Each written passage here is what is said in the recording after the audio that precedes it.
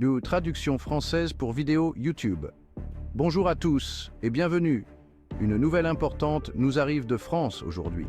Michel Barnier, ancien négociateur de l'UE pour le Brexit, vient d'être nommé Premier ministre de la France. À 73 ans, M. Barnier prend ses fonctions après 2 mois d'impasse politique.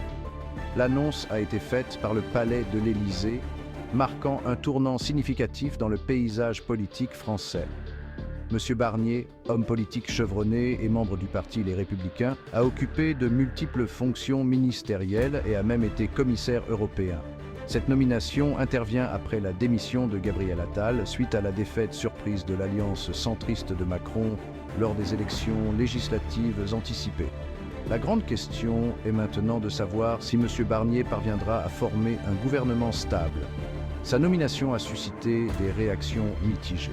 D'un côté, les partis d'extrême droite et d'extrême gauche ont exprimé leur scepticisme. M. Barnier a insisté sur son engagement à s'attaquer aux défis et aux injustices auxquelles sont confrontés les citoyens français. Mais cela n'a pas apaisé les critiques de la gauche. Lucie Castets, candidate au poste de Premier ministre du nouveau Front populaire, a exprimé ses inquiétudes. Elle affirme que les politiques de M. Barnier pourraient être encore plus préjudiciables que celles de M. Macron. Mme Castets a quitté son poste de directrice financière de Paris pour se concentrer sur sa candidature visant à renforcer l'alliance écologique. Elle n'est pas la seule à émettre des critiques. Mediapart, journal indépendant, a également mis en lumière les controverses en cours. Du financement des lycées privés aux destructions à Gaza, il surveille de près les développements politiques. Les inquiétudes de Mme Castets font écho au sein de la gauche, qui craint une continuation des politiques de M. Macron sous la direction de M. Barnier.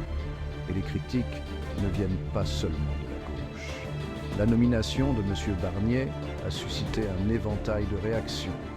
Les Républicains ont conditionné leur soutien à son programme.